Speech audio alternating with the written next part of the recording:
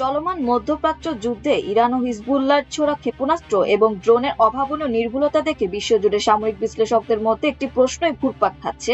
Iran কি তবে মার্কিন জিপিএস বর্জন করে চীনের অত্যন্ত শক্তিশালী প্রযুক্তি বেইডু নেভিগেশন সিস্টেম ব্যবহার করছে? গোয়েন্দা বিশেষজ্ঞ ও প্রতিরক্ষা বিশ্লেষকদের মতে সাম্প্রতিক হামলায় ইসরায়েল ও মার্কিন সামরিক স্থাপনাগুলোতে ইরানি ক্ষেপণাস্ত্রের নিখুঁত নিশানার পেছনে বেইডু সিস্টেমের বড় ভূমিকা থাকার প্রবল সম্ভাবনা রয়েছে।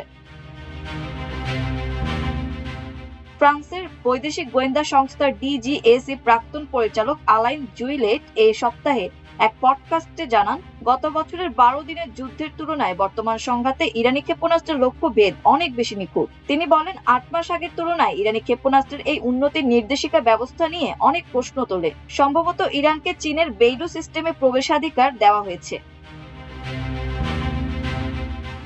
2020 সালে চীন তাদের নিজস্ব স্যাটেলাইট নেভিগেশন সিস্টেম বিডিএস পূর্ণাঙ্গভাবে চালু করে, যেখানে মার্কিন জিপিএস এ 24টি স্যাটেলাইট রয়েছে, সেখানে চীনা সিস্টেমে স্যাটেলাইটের সংখ্যা 45টি। এটি কেবল অবস্থানই জানায় না, বরং সামরিক ব্যবহারের জন্য এনক্রিপ্ট করা সংকেত প্রদান করে, যা জ্যাম করা প্রায় অসম্ভব। বিশ্লেষক এলিজা ম্যাগনিয়ার ও থিও নেনসিনির মতে, ইরান আগে মূলত জরিও নেভিগেশন ব্যবহার করত, যাতে দীর্ঘ দূরত্বে সামান্য ত্রুটি জমা হয়ে লক্ষ্য ভ্রষ্ট হওয়ার সম্ভাবনা থাকত। বেইডু সিস্টেম ব্যবহারের ফলে এখন যা ঘটছে,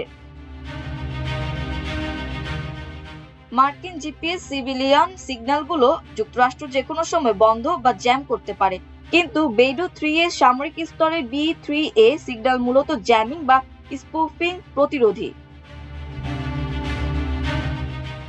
বেইডু ব্যবহারের ফলে লক্ষ্যবস্তুর ত্রুটির মাত্রা 1 মিটারেরও নিচে নেমে এসেছে। এর মাধ্যমে উড্ডয়নরত অবস্থায় 2000 কিলোমিটার দূরে থেকেও ড্রোন বা ক্ষেপণাস্ত্রকে নতুন নির্দেশনা পাঠানো বা লক্ষ্য পরিবর্তন করা সম্ভব। প্রতিবেদন অনুসারে ইরান 2015 সাল থেকে বেইডু ব্যবহারের সমঝোতা স্মারক সই করে রেখেছিল। 2021 সালে চীনের সাথে 25 বছরের কৌশলগত অংশীদারিত্বের পর এই প্রক্রিয়া ত্বরান্বিত হয়। ধারণা করা হচ্ছে 2025 সালের জুনের মধ্যে ইরান তার সামরিক ও বেসামরিক উভয় ক্ষেত্রে জিপিএস নির্ভরতা পুরোপুরি কমিয়ে বেইডুতে স্থানান্তরিত হয়েছে।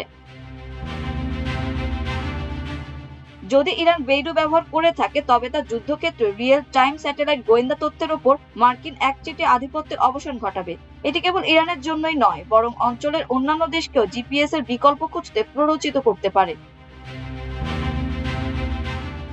বর্তমানে ইরানের হাতে মধ্যপ্রাচ্যের বৃহত্তম ক্ষেপণাস্ত্র ভান্ডার রয়েছে। আলাইন জুইলেটের মতে, ইরান ফ্রান্সের থেকে 3 গুণ বড় এবং তাদের ক্ষেপণাস্ত্রগুলো ভ্রাম্যমাণ ট্রাকে মোতায়েন করা। এই বিশাল এলাকায় তাদের ট্র্যাক করা প্রায় অসম্ভব। অন্যদিকে ট্রাম্প প্রশাসন উদ্বিগ্ন যে ইরানের সস্তা 60 ড্রোন ধ্বংস করতে গিয়ে যুক্তরাষ্ট্রের অত্যন্ত ব্যয়বহুল ইন্টারসেপ্টর ক্ষেপণাস্ত্রের ভান্ডার দ্রুত ফুরিয়ে আসতে পারে। মাল্টিমিডিয়া ডেস্ক, আমার দেশ।